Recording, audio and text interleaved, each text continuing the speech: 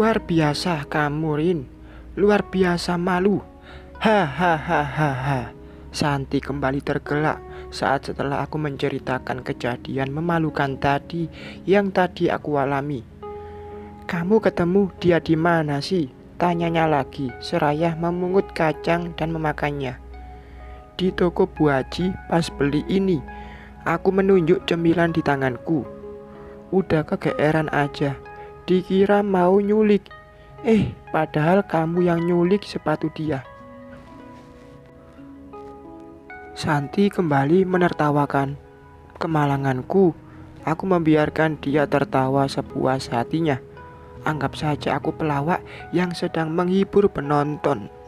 Tidak apa-apa, bikin orang tertawa itu berpahala bukan?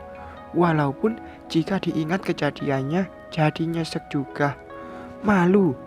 Mungkin ini azab buat kamu, Rin, karena selalu mengerjai keluarga mantan suamimu.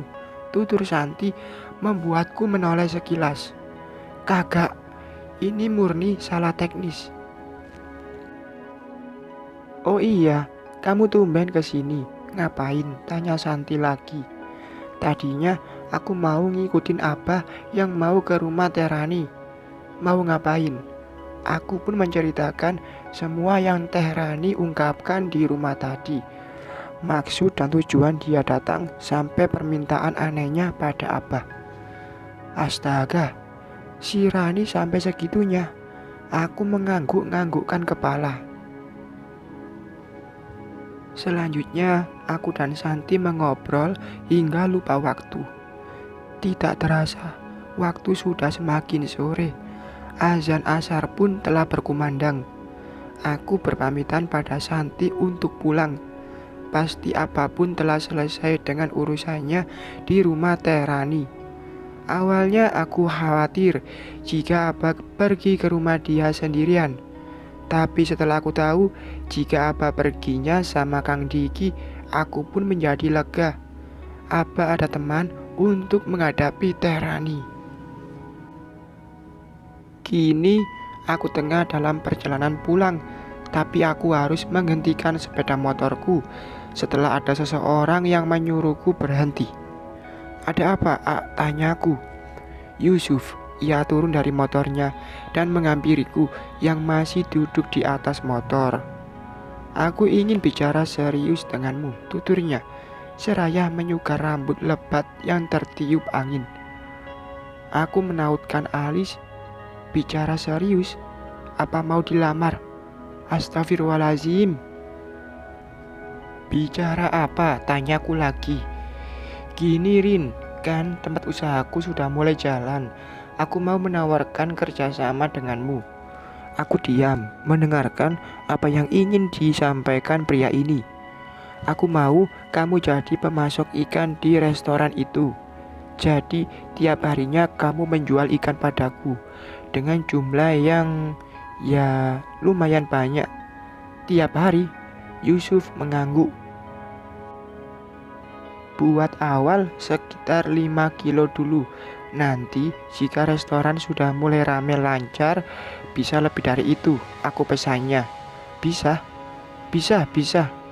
Insya Allah bisa. Asal jangan ikan musiman. Kan susah kalau ikan musiman, kataku semangat. Ikan tongkol saja, itu pasti ada setiap hari kan. Insya Allah kalau cuaca lagi bagus, insya Allah ada terus, jawabku lagi. Ya udah, kalau gitu aku minta nomor telepon kamu. Yusuf memberikan ponselnya untuk aku menyimpan nomor ponselku. Aku pun mengambil dan mengetik 12 digit angka, lalu menyerahkan kembali ponsel itu pada pemiliknya. Sudah aku save, ujarnya mengacungkan ponsel. Kemudian aku pun melanjutkan jalan pulang setelah berbincang sebentar dengan Yusuf. Untuk selanjutnya, Yusuf bilang akan membahasnya lewat telepon karena tidak ingin kedekatan kita jadi sorotan kamera tetangga. Mudah-mudahan ini awal yang baik untuk sebuah usaha. Membangun usaha di daerah atau perkampungan itu harus bisa melihat peluang. juga tahu apa yang dibutuhkan di daerah tersebut.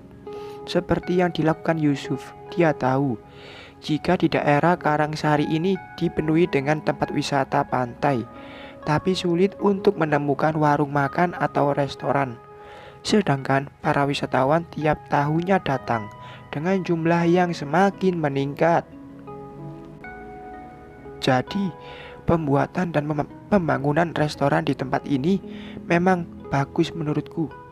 Tinggal bagaimana kita menjalankan usaha itu dengan baik dan siap bersaing dengan warung dadakan yang muncul saat musim lebaran tiba. Sampai di rumah ternyata Apa sudah pulang. Sambil masak, aku menceritakan rencana kerjasama yang ditawarkan Yusuf padaku. Apa setuju saja, asal kamu harus bisa jaga diri. Ingat, kamu sekarang sendiri. Putusan ceraimu akan segera diputuskan. Kamu seorang janda. Kamu tahu sendiri bagaimana wanita tanpa suami itu dinilai orang. Salah sedikit langsung jadi bahan omongan. Maka dari itu, bentengi dirimu dengan keimanan. Paham? Aku mengangguk paham. Arin, bisa dong minta satu perahu buat ambil ikannya. Apa menatapku dengan memicingkan mata. Mau turun ke laut sendiri? Tidak, maksud Arin bisa ambil ikan dari perahu Apa tanpa bayar, ujarku seraya memejamkan mata. Takut jika Apa melototiku. Emang dari dulu Apa suka ngejual ikan sama kamu? Tidak kan? Kamu mau ambil berapa kilo ikan pun Apa tidak pernah tuh ungkit uang bayarnya. Asal para nelayan Apa sudah dapat upah dari kerjanya. Iya itu mah, Arin juga paham. Yang Arin ambil ikan setoran dari nelayan, bukan yang belum dibagi.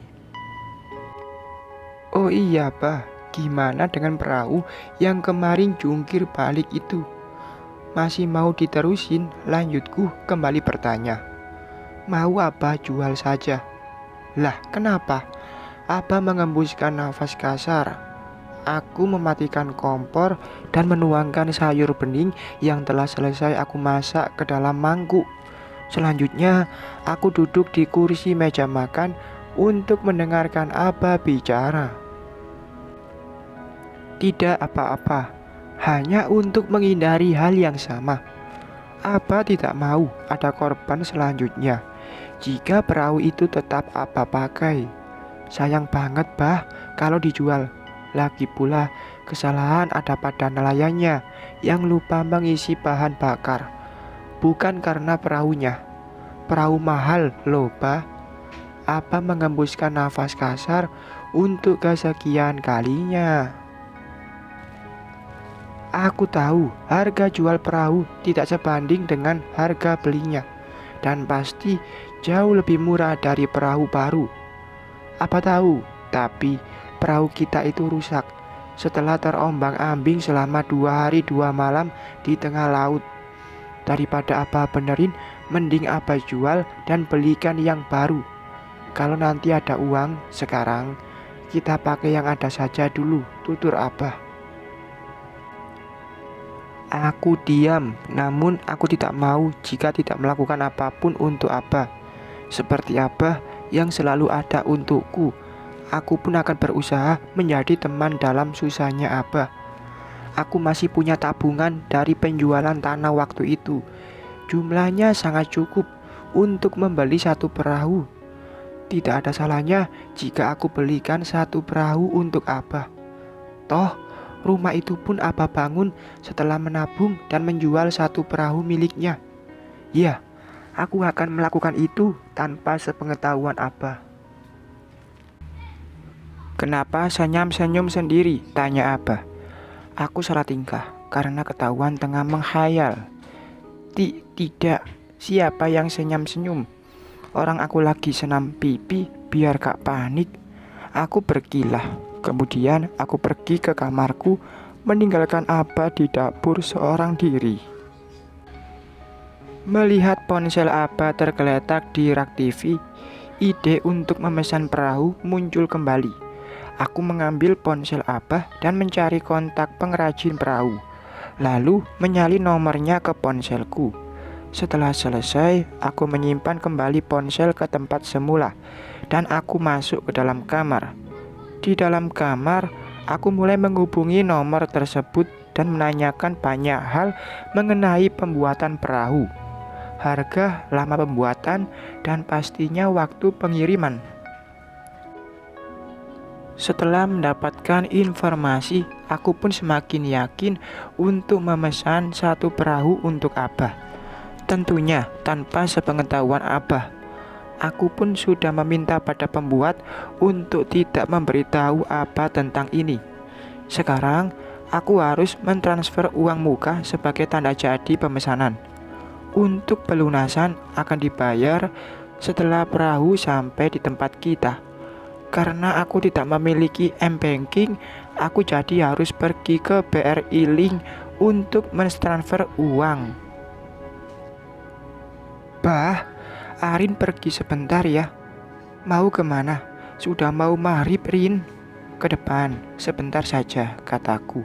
Seraya keluar dari rumah. Aku langsung menyalakan motor dan pergi ke tempat tujuanku. Sampai di agen BRI Link, aku mentransfer uang sebesar 5 juta sesuai yang disepakati. Makasih ya teh, ucapku seraya meninggalkan tempat itu. Bersambung.